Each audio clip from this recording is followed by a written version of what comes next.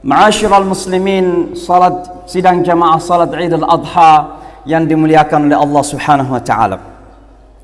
Di pagi hari yang ceria ini, kita semua menundukkan wajah kita, merendahkan diri kita hanya kepada Allah Subhanahu wa taala. Menyampaikan rasa syukur kita atas segala karunia yang Allah karuniakan kepada kita. Begitu banyak nikmat yang Allah berikan kepada kita, sedemikian banyaknya sungguh sedikit di antara kita yang mampu membangun rasa syukur dalam hidup kita ini. Wa qalilun min ibadiyasy syakur. Sungguh sedikit dari hamba-hambaku yang bisa bersyukur kepadaku, kata Allah Subhanahu wa taala. Kesyukuran kita yang pertama adalah bahwa kita diciptakan sebagai manusia. Manusia adalah ahsanu taqwim, adalah makhluk yang paling mulia. Allah memberikan kemuliaan yang secara khusus diberikan hanya kepada semua umat manusia. Walaqad karramna bani Adam. Dan oleh karenanya kita bersyukur bahwa kita ditakdirkan menjadi manusia. Manusia yang diciptakan dengan segala kesempurnaan penciptaan. Fisik kita diciptakan oleh Allah demikian indah.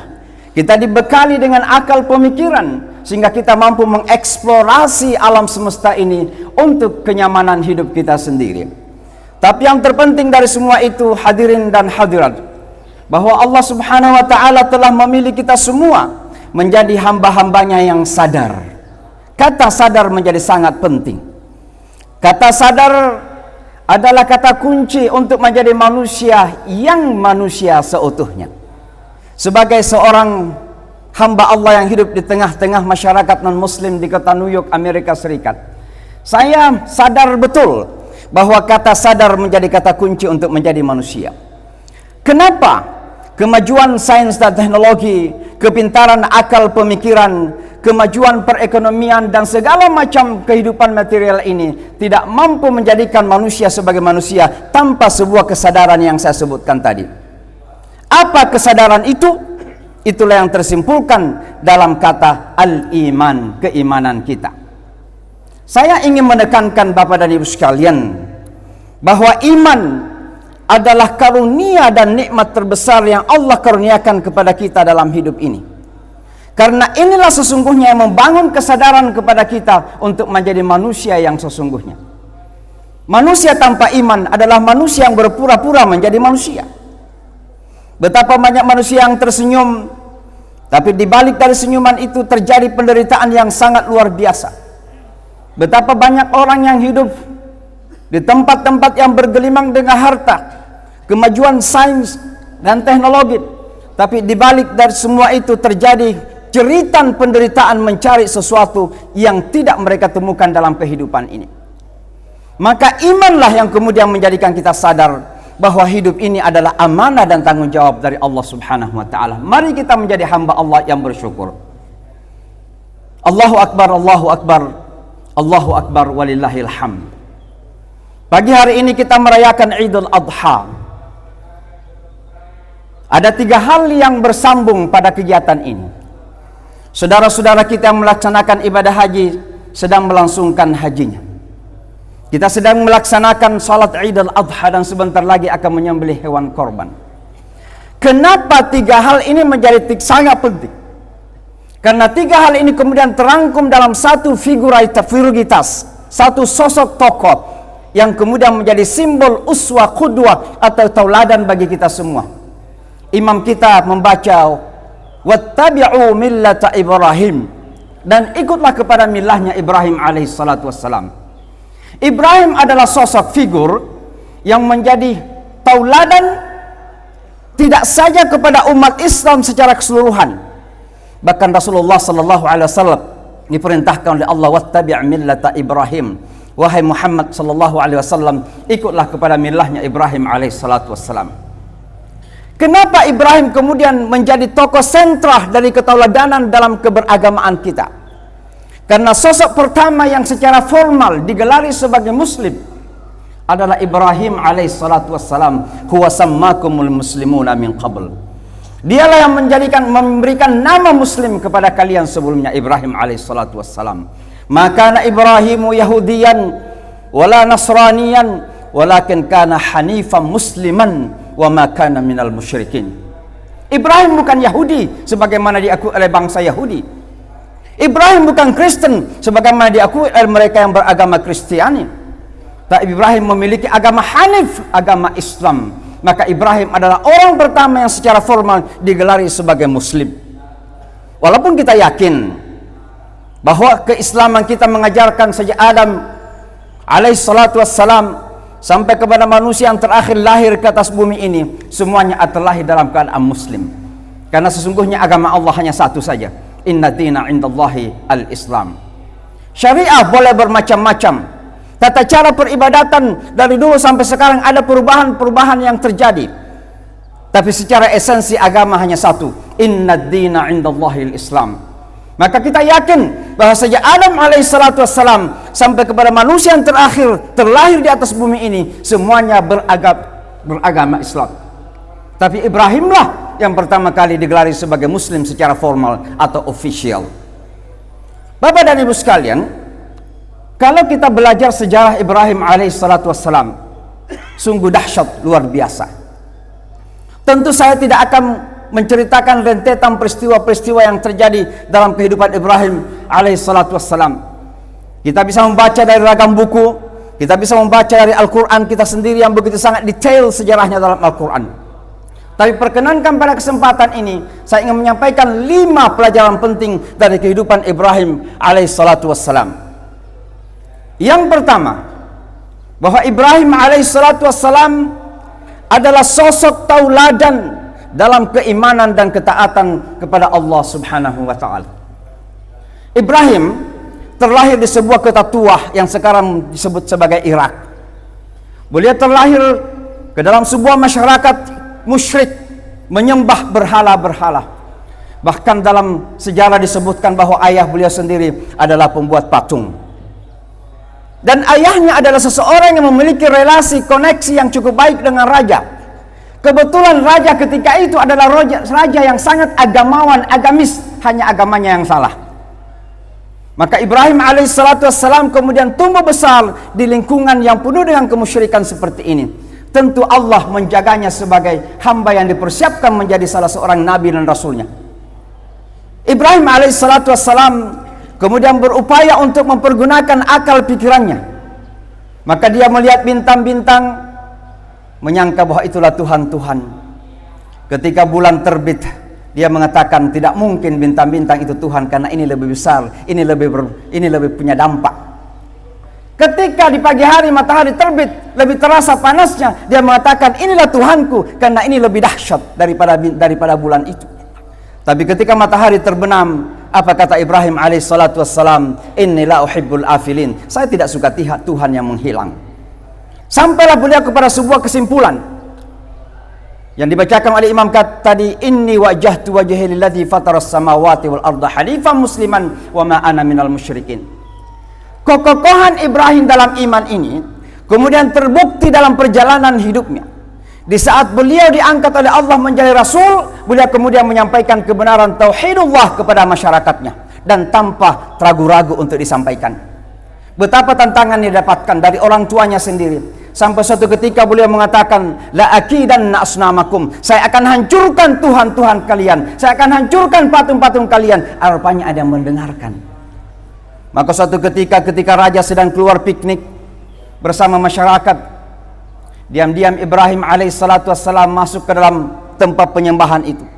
Dihancurkan semua berhala itu kecuali yang paling besar, lalu kemudian menempatkan kampak itu di atas pundak patung tersebut. Raja adalah agamis seperti yang saya katakan tadi. Begitu kembali dari piknik langsung pergi ke rumah ibadah untuk beribadah, didapatin Tuhan-Tuhannya telah hancur kecuali yang terbesar. Marahlah sang raja itu. Man fa'ala bi alihatina hadza? Siapa yang melakukan dengan Tuhan-Tuhan kita ini? Rupanya Ibrahim sudah pernah menyampaikan, saya akan hancurkan Tuhan kalian. Ada seseorang mengatakan, innahu fatan yuqalu lahu Ibrahim. Ada seorang anak muda yang bernama Ibrahim, wahai Tuan. Raja memanggil Ibrahim dan terjadilah kemudian dialog ini. Saya tidak ingin menyampaikan dulu tentang dialog ini. Tapi bagaimana kemudian seorang penguasa ketika sudah stuck, sudah tertumpuk, tidak punya logika lagi, tidak punya alasan lagi, maka akan memakai kekuasaan untuk menghancurkan segala-galanya. Ibrahim kemudian divonis dengan vonis mati, harus dibakar hidup-hidup.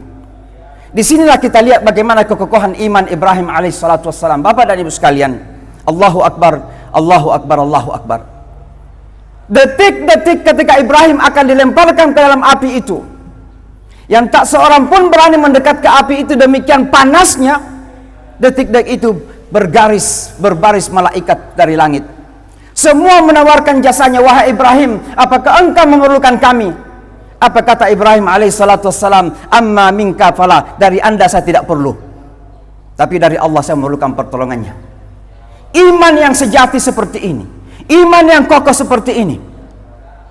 Kemudian Allah memerintahkan kepada api itu, ya naru kuni bardan wassalaman ala Ibrahim.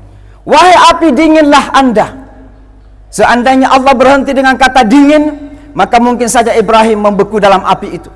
Tapi Allah melanjutkan wasalaman, dan berikan keselamatan, ketentraman, kenyamanan kepada Ibrahim alaihissalatu wassalam. Sampai-sampai di akhir hayat beliau, Ibrahim alaihissalatu wassalam, ada yang bertanya, wahai Ibrahim, kapan anda merasakan momen-momen yang paling indah dalam hidup anda?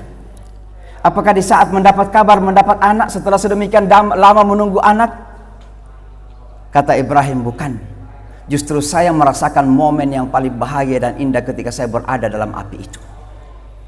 Disinilah kuasa Allah subhanahu wa ta'ala yang mampu membolak-balik realita. Api yang panas justru menjadi tempat yang nyaman bagi Ibrahim alaihissalatu wassalam. Ini adalah keteladan Bapak dan Ibu sekalian, bahwa di tengah banyak tantangan yang kita hadapi, di tengah banyak kesulitan yang kita hadapi, di tengah banyak kesukaran yang kita hadapi, percayalah, inna ma'a al-usri yusra. Sesungguhnya bersamaan, bukan di belakang, bukan setelah, tapi bersamaan dengan kesulitan itu ada kemudahan. Ini pelajaran pertama yang harus kita ambil. Jangan kita berputus asa. Umat ini bukan umat yang berputus asa. Pelajaran yang kedua adalah bahwa Ibrahim alaihissalatu wassalam adalah sosok yang sangat pintar dan lihai dalam berkomunikasi. Saya kembali lagi kepada kisah dengan raja tadi. Terjadi dialog dengan raja tadi itu. Sang raja bertanya kepada Ibrahim alaihissalatu wassalam, wahai Ibrahim, a'antal ladzi fa'alta bi alihatina hadza? Kamukah yang melakukan kepada Tuhan-Tuhan kami ini, wahai Ibrahim? Perhatikan kelihaian dan kepintaran Ibrahim alaihissalatu wassalam. Beliau tidak mengatakan tidak, sebab Nabi tidak mungkin pernah berbohong. Tapi beliau juga tidak mengatakan iya, sebab kalau mengatakan iya, lehernya sudah dipenggal, sudah tidak ada kesempatan lagi untuk berkomunikasi dan mendakwakan agama ini. Maka apa kata beliau? Bal fa'alahum kabiruhum hadza. Coba lihat yang paling besar itu, kampaknya masih ada. Itu yang melakukannya barangkali, kata Ibrahim alaihissalatu wassalam. Seorang bodoh pun pasti akan juga terungkit logikanya ketika itu. Tidak mungkin dia melakukan ini. Maka apa kata raja ini? Kan tidak bisa mendengar, tidak bisa melihat, tidak bisa berbicara, tidak bisa melakukan apa-apa. Nabi Ibrahim kemudian menemukan pintu masuk. Kalau dia tidak bisa melihat, dia tidak memiliki kuasa apa-apa, tidak bisa mendengar, kenapa engkau sembah? Pelajaran penting yang kita ambil di sini Bapak dan Ibu sekalian, sebagai seorang aktivis dakwah di tengah-tengah masyarakat Amerika Serikat, saya merasakan betul bahwa dakwah ini bukan logika-logika yang kita paksakan. Tapi dakwah ini harus dengan logika, bukan dogma-dogma yang kita paksakan, tapi harus dengan logika dan rasionalitas yang bisa dipahami oleh masyarakat kita. Di Amerika Serikat, jangankan saudara-saudara non-muslim kita, anak-anak kita saja yang terlahir di Amerika Serikat, terjadi generasi apa yang saya sebut dengan a wise generation. Generasi yang selalu mengatakan why, kenapa. Salat 5 waktu, kenapa 5 waktu? Puasa Ramadan, kenapa puasa Ramadan? Semuanya adalah kenapa. Kalau kita hanya mengatakan bahwa inilah yang harus kita yakini, memang betul, itu jawaban yang harus kita lakukan. Tapi bagi mereka harus ada pendekatan-pendekatan logika dan rasionalitas. Dunia yang terbuka sekarang ini dengan kemajuan ilmu dan teknologi, dakwah yang harus kita lakukan adalah dakwah yang dilandasi oleh logika dan pemikiran. Ada seorang anak remaja pernah bertanya kepada saya, dia katakan, imam itu artinya ustaz, kenapa babi dilarang? Saya katakan karena Al-Quran mengatakan begitu. Dia mengatakan, kenapa Al-Quran melarang? Saya katakan karena kita mengimani loh. Kenapa kita disuruh mengimani Al-Quran dengan seperti itu? Kira-kira kenapa terus? Akhirnya saya mengatakan begini, pintar juga anak ini. Dan itulah generasi kita. Umur Anda berapa? 17 tahun. Berarti Anda sudah bisa driving, sudah bisa mengendarai mobil. Sudah. Kalau Anda mengendarai mobil, ada lampu merah, berhenti atau tidak? Berhenti. Kenapa berhenti? Takut tabrakan. Jangan-jangan ada mobil dari arah yang seberang. Saya katakan, bagaimana kalau Anda mengendarai mobil di malam hari, tengah malam, dan Anda yakin tidak ada mobil sepi, tapi lampu merah. Anda tabrak atau tidak? Berhenti, karena di Amerika taat hukum. Mungkin sedikit beda lah di Indonesia. Berhenti. Kenapa berhenti? Dia katakan karena itu adalah jangan-jangan ada, mohon maaf, jangan-jangan ada polisi. Kalau Anda yakin tidak ada polisi, berhenti atau tidak? Berhenti. Kenapa? Karena itulah aturan, katanya. Saya katakan itulah tadi aturannya. Jawabannya sama, hanya memerlukan logika, rasional, dan komunikasi yang baik. Terkadang kita, mohon maaf para dai, para ustadz, melakukan komunikasi bulldozer. Jangankan saudara-saudara non-muslim, sesama muslim saja terkadang telinga kita merah mendengarnya. Seolah-olah sudah tidak ada harapan dalam hidup ini. Ini tauladan yang kedua. Keteladanan yang ketiga harus kita ikut kepada Ibrahim alaihissalatu wassalam, bahwa beliau memiliki karakter akhlak yang sangat mulia. Tentu banyak yang saya bisa sebutkan, tapi salah satu di antaranya adalah ketika beliau telah mendirikan Ka'bah tersebut, meninggikan fondasi Ka'bah tersebut bersama anaknya. Tidak ada barangkali amalan yang paling mulia daripada meninggikan fondasi Ka'bah. Bayangkan sekarang berapa juta orang yang berkeliling, dan kita yang sholat jauh di Baruga ini pun menghadapkan wajah kita ke Ka'bah. Berapa pahala yang beliau dapatkan? Tapi setelah selesai, beliau kemudian merendahkan dirinya, merendahkan wajahnya kepada Allah dan mengatakan, Rabbana taqabbal minna innaka antas sami'ul alim. Ya Allah, terimalah dari kami, terima dari aku dan anakku Ismail. Sesungguhnya Engkau maha mendengar lagi maha mengetahui. Engkau mendengarkan jeritan hatiku, Engkau mengetahui kata hatiku. Barangkali saya riak. Pelajaran apa yang harus kita ambil dari sini, Bapak dan Ibu sekalian? Jangan pernah ada di antara kita yang merasa paling hebat, termasuk paling hebat di dalam keimanan dan keislaman. Seharusnya semakin kita beriman, semakin kita tawaduk seperti Ibrahim alaihissalatu wassalam. Semakin kita mengabdi kepada Allah, semakin menjadikan kita tawaduk kepada Allah subhanahu wa ta'ala. Inilah akhlak dan karakter yang harus kita bina. Rasulullah sallallahu alaihi wasallam satu ketika menjadikan istrinya terkagum-kagum. Beliau adalah Rasulullah, beliau adalah orang yang pertama akan masuk ke dalam surganya Allah subhanahu wa ta'ala. Tapi beliau harus bangkit salat malam, kebanyakan harinya dipakai untuk berpuasa. Ditanya oleh istrinya, kenapa engkau lakukan semua ini wahai Rasulullah? Rasulullah tidak mengatakan karena saya orang yang paling hebat dalam iman dan Islam, saya yang paling bertakwa. Tapi apa kata Rasulullah? Afala akunu abdan syakura. Tidakkah saya harus menjadi hambanya Allah yang bersyukur? Maka semakin kita sujud, semakin kita humble, semakin kita rendah hati hanya kepada Allah subhanahu wa ta'ala. Mudah-mudahan Allah subhanahu wa ta'ala memkurniakan kepada kita. Yang keempat sebelum yang terakhir, Bapak dan Ibu sekalian, adalah Ibrahim alaihissalatu wassalam adalah tauladan di dalam keluarga. Sosok tauladan di dalam keluarga.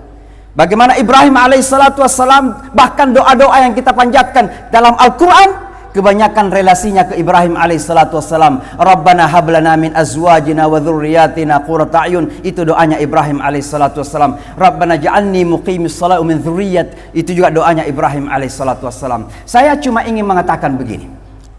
Dalam dunia di abad 21 sekarang ini, dengan segala kemajuan, khususnya dunia informasi, khususnya media sosial, hal yang paling susah yang kita bisa tegakkan adalah menegakkan kehidupan keluarga yang islami.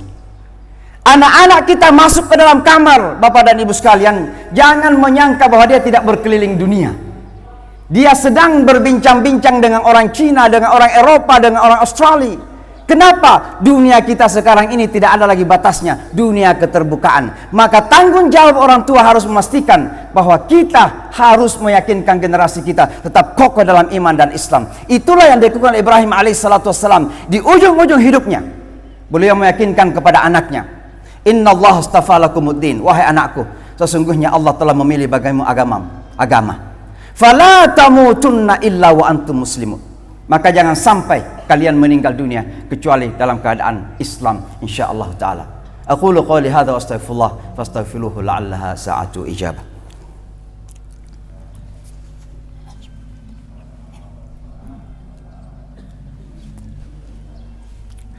Allahu akbar, Allahu akbar, Allahu akbar.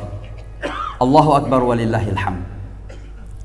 Keteladanan terakhir yang saya ingin sampaikan pada pagi hari yang mulia ini adalah Ibrahim alaihissalatu wassalam adalah sosok keteladanan dalam imamah, dalam kepemimpinan. Ada beberapa poin yang saya ingin sampaikan. Yang pertama, bahwa Ibrahim alaihissalatu wassalam diangkat menjadi pemimpin bukan dengan simsalabin, bukan dengan tiba-tiba, tapi melalui proses panjang. Itulah yang dideklarasikan oleh Allah Subhanahu wa taala dalam Al-Qur'an, wa idzi batala Ibrahim rabbuhu bikalimatin fa atammahun qala inni ja'iluka lin-nasi imama. Ketika Ibrahim alaihissalatu wassalam telah memenuhi semua perintah-perintah Allah, semua ujian-ujian beliau telah lalui, pada saat itulah kemudian Allah mengangkatnya menjadi imam, menjadi pemimpin. Maka pemimpin adalah proses yang harus berlalu dengan fase-fase tertentu. Ini sangat penting sekali Bapak dan Ibu sekalian. Kenapa? Karena pemimpin adalah seseorang yang akan mengendarai kendaraan kehidupan publik kita. Dan oleh karenanya pemimpin harus solid. Nah, salah satu soliditasnya harus melalui proses-proses panjang seperti Ibrahim alaihissalatu wassalam. Apa karakteristik kepemimpinan Ibrahim alaihissalatu wassalam? Ada 3 minimal yang saya ingin sampaikan. Di dalam Al-Quran surah saja disebutkan, وَجَعَلْنَا مِنْهُمْ أَئِمَّةً يَهْدُونَ بِأَمْرِنَا لَمَّا صَبَرُوا وَكَانُوا بِآيَاتِنَا يُوقِنُونَ. Yang pertama adalah yahduna bi amrina, bahwa Ibrahim alaihissalatu wassalam memiliki hidayah dengan urusan kami. Dalam artian Ibrahim alaihissalatu wassalam memiliki penguasaan dengan permasalahan-permasalahan yang ada. Yang kedua, lamma sabaru, bahwa Ibrahim alaihissalatu wassalam memiliki kesabaran, mentalitas yang solid, tidak mudah goyah. Ketika menghadapi tantangan, dia kuat menghadapi tantangan. Ketika menghadapi godaan, dia juga kuat menghadapi godaan itu. Tidak jatuh ke dalam tantangan, tidak hancur dengan tantangan, dan tidak jatuh dalam godaan. Itulah sabar yang telah dimiliki seorang pemimpin bernama Ibrahim alaihissalatu wassalam.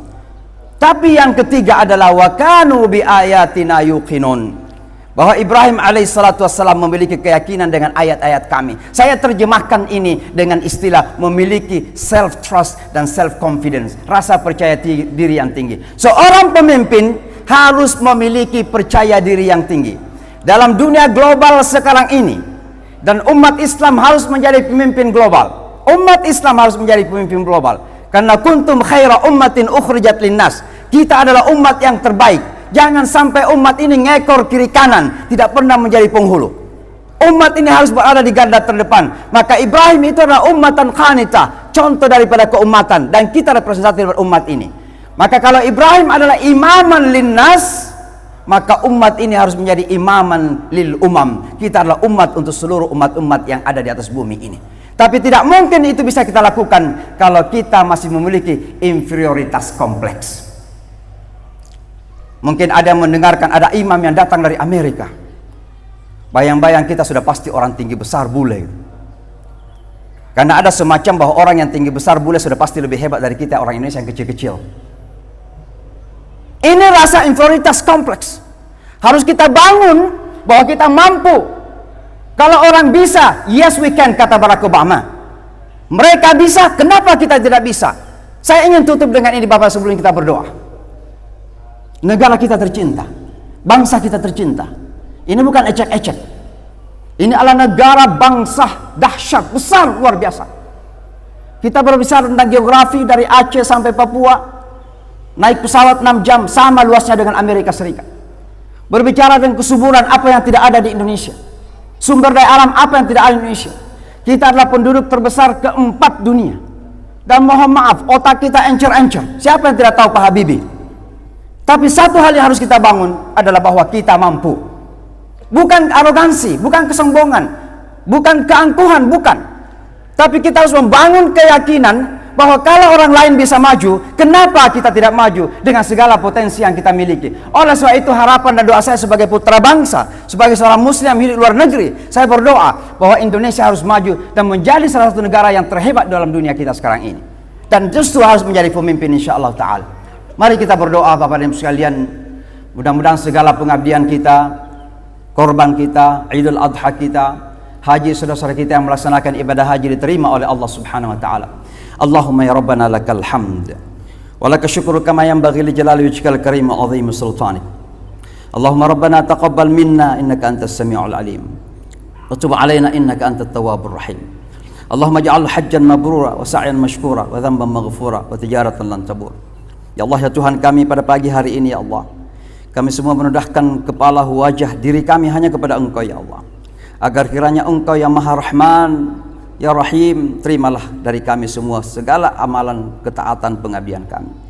Ya Allah Tuhan kami adalah hamba-hamba yang penuh dengan kehilafan, kesalahan, keterbatasan. Maafkan kami ya Allah, ampunkan segala dosa dan kesalahan kami.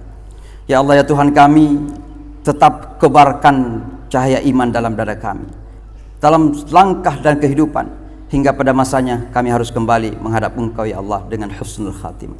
Rabbana zalamna anfusana wa illam taghfir lana wa tarhamna lanakunanna minal khasirin. Rabbana ighfir lana wa liwalidina warhamhum kama rabbawna shighara. Rabbana atina min ladunka rahmah wa hayyi lana min amrina rasyada. Rabbana atina fid dunya hasanah wa fil akhirati hasanah wa qina adzabannar. Fadli subhana rabbika rabbil izzati amma yasifun wa salamun alal mursalin walhamdulillahi rabbil alamin. Amin amin ya rabbal alamin. Assalamualaikum warahmatullahi wabarakatuh. Selamat hari raya Id Mubarak.